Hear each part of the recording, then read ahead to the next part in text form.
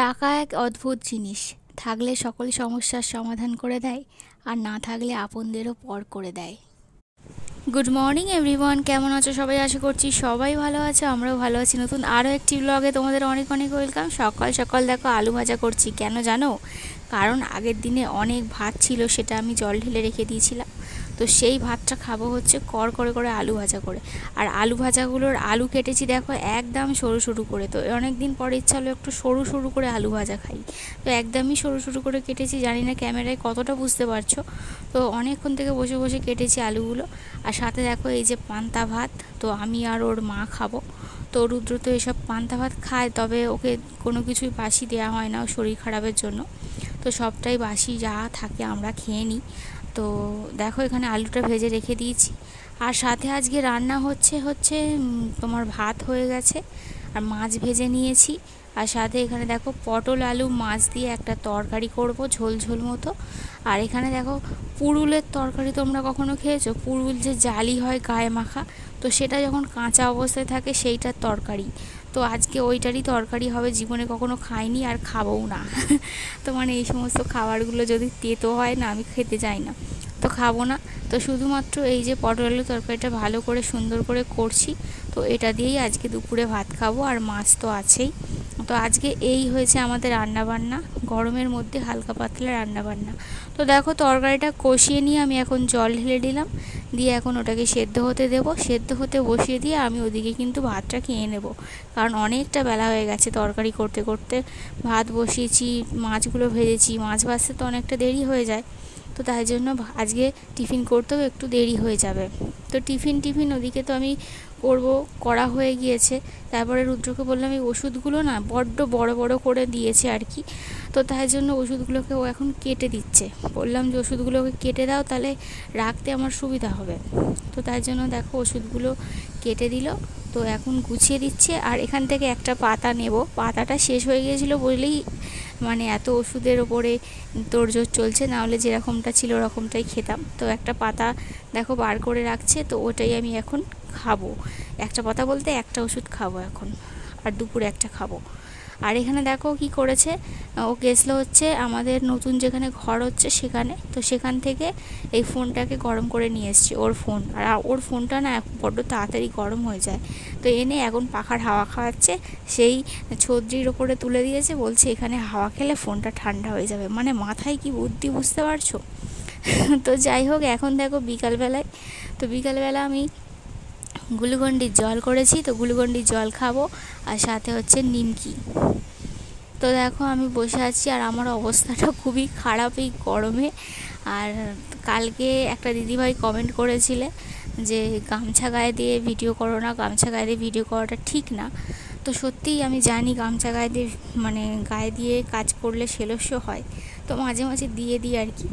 তো যাই হোক, আর এবার থেকে দেবো না। তো থ্যাংক ইউ বলার জন্য।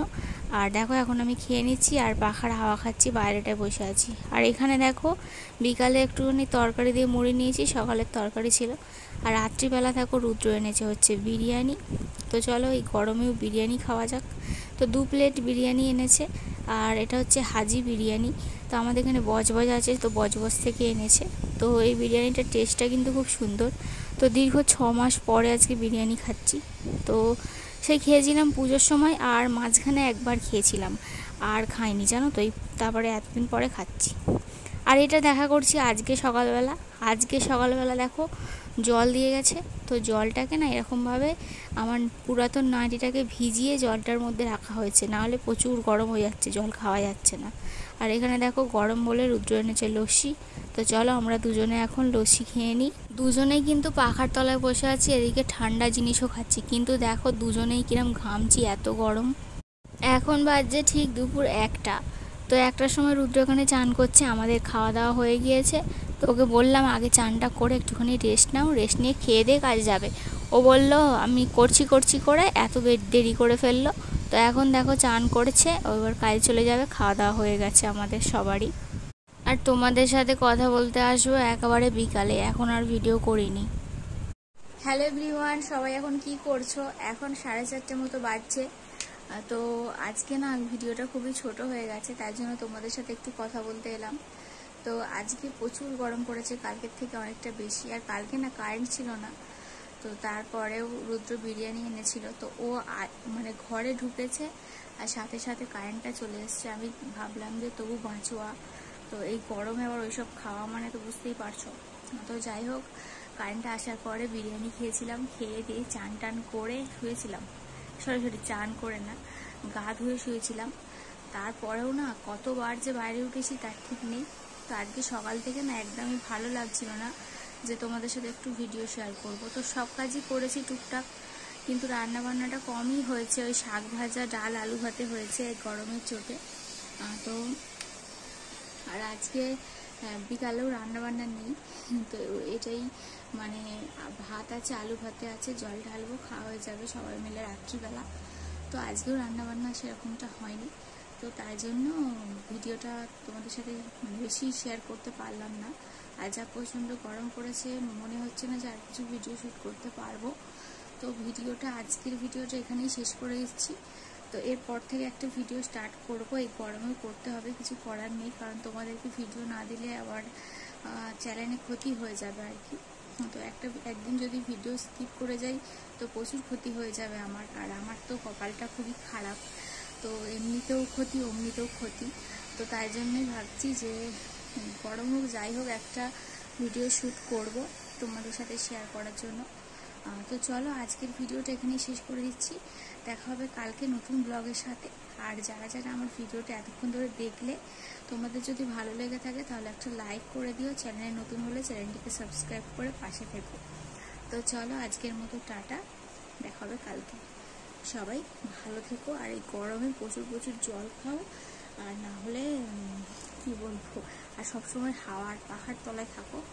আর যেটা সবসময় সম্ভব নয় তবু থাকাটা চেষ্টা করো, কারণ এতটা পরিমাণে গরম তো আমরা আগে কখনো সহ্য করিনি। তো এই প্রথম এত গরম পড়ছে আর কি, তো প্রায় 50 ডিগ্রি ছুঁই।